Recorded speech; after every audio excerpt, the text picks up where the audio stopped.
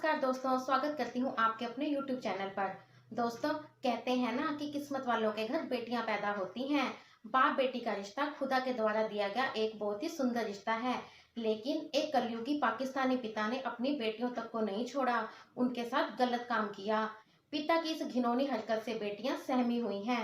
तो दोस्तों, पहले वीडियो को पूरा देखते हैं, फिर बात करते हैं वीडियो के लास्ट में। रिश्ता जना करते हैं, ऐसे किया मुझे नहीं पता था कैसे होता है जना वगैरह, कहते बाप ऐसे ही करते हैं। तो जब फिर मैंने मम्मा को बताया, फिर मम्मा ने मुझे बताया ये तो जना होता है। क्या ये बात आपके इल्म में नहीं थी कि ये करना गलत है? इल्म में थी, लेकिन वो कहते थे पापा इस तरह ही करते होते हैं। तो अगर किसी को बताया ना तो मैं देखना तुम लोगों का हाल क्या करता, मेरे साथ तो पूरी दुनिया है, तो तुम लोगों का किसने यकीन करना, और मैं फिर देखना तुम लोगों का हाल क्या करता। ये क़यामत से पहले ये क़यामत आ गई है कि घर में जो घर का मुहाफिज था उसी ने बच्चियों को लूट लिया। कितने बजे आप उठती थी सुबह? पहले 4 बजे उठते थे नमाज पढ़ के, तो फिर अच्छा, वो आपको रात को कितने बजे उठाता था और कितने बजे आपको रूम में बुलाता था? 3 बजे, 2 बजे, 12 बजे, जब मौका मिल जाए रात को ही उठाते थे। आप किसके साथ सोती थी वैसे? मामा के साथ। तो मामा को पता नहीं चलता था कि उठाने आया है वो? नहीं। आपने मामा को कभी इशारतन नहीं कहा कि मामा वो मुझे उठाने के लिए आया है, वो ज्यादती करेगा? मामा हिलती ही नहीं थी, उठती ही नहीं थी। मामा को इस तरह जिस तरह पता नहीं क्या ही हुआ। मतलब ऐसा भी मुमकिन है कि वो नशा करवाता हो मामा को? जी, पहले तो मुझे छेड़ते थे, लेकिन 8 माह पहले उन्होंने मेरे साथ जना किया था, और 8 माह से लेकर अब तक 5 दफ़ा। रिश्ते में वो आपके क्या लगते थे? पापा। वो सुतेले बाप थे। क्या ये बात आपके इल्म में नहीं थी कि ये करना गलत है? इल्म में थी, लेकिन वो कहते थे पापा इस तरह ही करते होते हैं। इस तरह पहले शुरू में मुझे बुलाते थे, अगर तो मैं नहीं थी जाती होती तो भाइयों को गुस्सा वगैरह करना, मारते थे, और इशारा मेरी तरफ कि तेरी वजह से हो रहा है, तो मेरी बात नहीं ना मानती हैं। फिर मुझे मजबूरी उनकी बात माननी पड़ती थी, और कहते थे अगर किसी को बताया ना तो मैं देखना तुम लोगों का हाल क्या करता, मेरे साथ तो पूरी दुनिया है, तो तुम लोगों का किसने यकीन करना, और मैं फिर देखना तुम लोगों का हाल क्या करता। तो आपके खावन थे वो, आपने क्यों नहीं देख के एक दरिंदा शख्स के साथ कैसे एक औरत शादी कर सकती है? वो दरिंदा नहीं था, वो देखने में बिल्कुल नेक, सबसे दुनिया में सबसे नेक आदमी था। और जब हमारा रिश्ता हुआ उसमें बहुत बड़े बड़े आलिम और लोग बैठे हैं, फिर हमारा रिश्ता हुआ और फिर हमारी शादी हुई, और इसने ये कहा कि मैं बच्चों का तहफ़्फ़ुज़ की ज़िम्मेदारी लेता हूँ, मैं बच्चों की ज़िम्मेदारी लेता हूँ, इसमें जो है आपको कोई परेशानी नहीं आएगी। ये सब कुछ लिखा हुआ है और ये सब कुछ हुआ था। उसने कहा कि ये मेरी बेटियाँ हैं, और मैंने भी उससे इसीलिए शादी की थी कि इसकी अपनी बेटियां हैं। जब इसकी अपनी बेटियां, ये किसी की बेटी की तरफ नहीं देखेगा कभी भी नज़र उठा के। और मैंने उसके ऊपर इतना इत्मीनान किया कि अल्लाह के बाद मुझे यही था कि यही एक इंसान है नेक। ये अपनी बेटी पे नज़र नहीं रखी थी आपने? नहीं, मैंने, मुझे क्या इल्म है, जब 11 बजे हमने सो जाना है, हमें ये पता कि हमने 4 बजे उठ के नमाज़ पढ़नी है, बस। बेटी आपके साथ सोती थी? जी, ये बड़ी मेरे साथ सोती थी। जब आपको इस वाक़े का इल्म हुआ तो आपने क्या सोचा, क्या पहला कदम उठाया? जब मुझे पता चला है, मुझे तो उस वक्त पता चला है जब मरियम को इसने पकड़ा है मंगल वाले दिन, तो बड़ी बेटी रोती हुई आई है, क्लास जब पढ़ के आई है रोती हुई आई है, कहती है कि मामा मैंने इस घर में नहीं रहना। मैंने कहा क्या हो गया? बच्चों को कोई झगड़ा हो गया? मैं उस वक्त जब क्लास पढ़ के आए 8 का टाइम था, मैंने कहा मैं नाश्ता बना लूँ फिर तुम्हारी बात सुनती हूँ, बच्चों को भूख लगी हुई थी, पढ़ के आए हैं। तो ये कमरे में चली गई और उससे बात करने लगी कि ये क्या है, कि पहले तुमने मुझे निशाना बनाया, मैं इसको बर्दाश्त नहीं करती, और तुमने कभी अपनी बेटियों के साथ भी ऐसा किया है? तो कहता है चल चुप का। तो ये बातें जो है मैं किचन में मुझे समझ आ रही थी।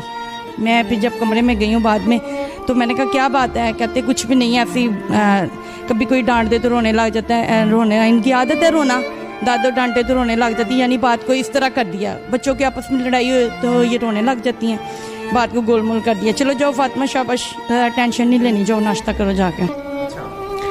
तो इसने मुझे बता दिया हुआ था। मैंने कहा अच्छा ठीक है। फिर उसके बाद मैं भाई के पास आई हूँ रोती हुई। मैंने कहा भाई मैंने नहीं उस घर में रहना। कहते क्या हो गया? मैंने कहा ये आदमी जो है ना मेरी, इसने आज छोटी बेटी को हाथ लगाया है, तो मैं कभी भी नहीं उस घर में रहूँगी। इसने हाथ क्यों लगाया इस नीयत से? तो भाई कहते अच्छा ठीक है, वो मुझे, मेरा घर है राना टोन, वहाँ लेके गए हैं। तो मैंने कहा हाली करवा के तो मैं आज ही आऊँगी, किराए पे दिया हुआ रेंट पे। तो मैंने कहा हाली करवा के तो मैं आज ही आऊँगी। मैं जब वहाँ गई हूँ तो मैंने उनसे कहा कि मेरा घर हाली कर दो। कहते ईद के बाद करेंगे। वापस जब मैं आई हूँ मैंने कहा मैं इतनी बात में इतनी जज्बाती हो गई हूँ, मैंने तुमसे आगे कुछ पूछा ही नहीं, हुआ क्या है, बात क्या है?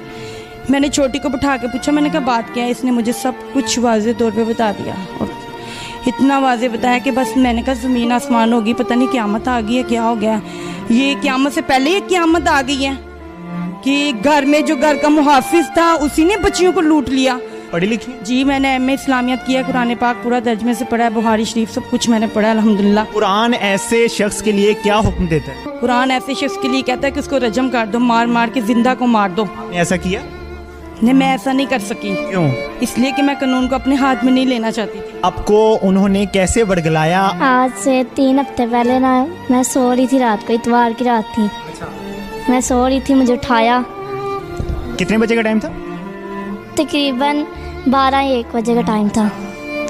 मैं सो रही थी, मुझे उठाया और गुस्से से, जैसे नहीं देखता इंसान, जैसे गुस्से से उठाए, गुस्से से देखा और उंगली से कहा चुप। तो मैं डर गई, मुझे उठाया, मेरे साथ जिस तरह जना करते हैं ऐसे किया। मुझे नहीं पता था कैसे होता है जना वगैरह, कहते बाप ऐसे ही करते हैं। तो जब फिर मैंने मम्मा को बताया, फिर मम्मा ने मुझे बताया ये तो जना होता है।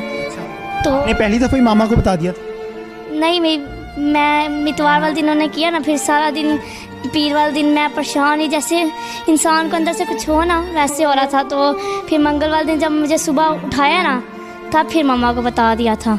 अच्छा, डीएनए जो रिपोर्ट्स आई हैं वो डॉक्टर ने क्या कहा? मैंने अभी 1 माह बाद आनी है। अच्छा, डॉक्टर्स ने वैसे क्या कहा है, कुछ बताया? हाँ जी, क्या बताया? उन्होंने बताया कि दोनों बच्चियों का यूज़ किया हुआ है। अच्छा जी, मैं आज ही डॉक्टर के पास गई थी, उनको रिपोर्ट्स जो मिली हैं वो चेक करवाई है मैंने, इनकी मेडिकल की रिपोर्ट। तो उन्होंने कहा दोनों बच्चियों को जो है यूज़ किया हुआ उसने। अच्छा, उस दरिंदा शख्स का पूरा नाम और जिस मस्जिद में वो पढ़ाता था उसका भी ज़रा नाम बता दीजिए। मस्जिद तौहीद अकबरी मंडी, उसका पूरा नाम मोहम्मद यूनुस भट्ट। आपके साथ निकाह में थे? जी, मेरे निकाह में थे। अब वो आपकी दोनों बेटियों को यूज़ करके गया है, क्या चाहती हैं आप, क्या कानूनी कार्रवाई होनी चाहिए? इसके लिए तो सभी यही कह रहे हैं कि इसको 100 बार भी कत्ल करके चौंक में लटकाया जाए तो इसके लिए कम है कि ये बाप और मुहाफिज होने के नाते जिसने हिफाजत करनी थी उसी वही दरिंदा बन के जो लूटने लग गया। घर का मुहाफिज, घर का चिराग बन के घर को आग लगा के चला गया। बिल्कुल जी, माँ अपने दुख में है, बच्चियाँ अपने दुख में हैं, वो बड़ी बेटी को आपने सुन लिया। खुदा की कसम, इस माशरे को तबाह कर दिया इन अमामों ने, इन जाहिल लोगों ने, जिनको हम समझते हैं कि कुरान पाक की तालीम दे रहे हम। तो दोस्तों, आप लोगों ने देखा ना कैसे एक जाहिल पिता ने अपनी बेटियों के साथ घिनौना काम किया, अपनी बेटियों तक को नहीं छोड़ा और किसी को बताने पर जान से मारने की धमकी देता था। बाप की ऐसी घिनौनी करतूत से बेटियां डर गई थी। दोस्तों, पाकिस्तान में हालात इतने खराब हो चुके हैं कि लड़कियां अपने घर में भी सेव नहीं हैं। दोस्तों, वीडियो पसंद आई हो तो वीडियो को लाइक और शेयर जरूर करें। चैनल पे नए हैं तो हमारे चैनल को सब्सक्राइब करना बिल्कुल भी ना भूलें। मिलेंगे नई वीडियो के साथ। Bye bye.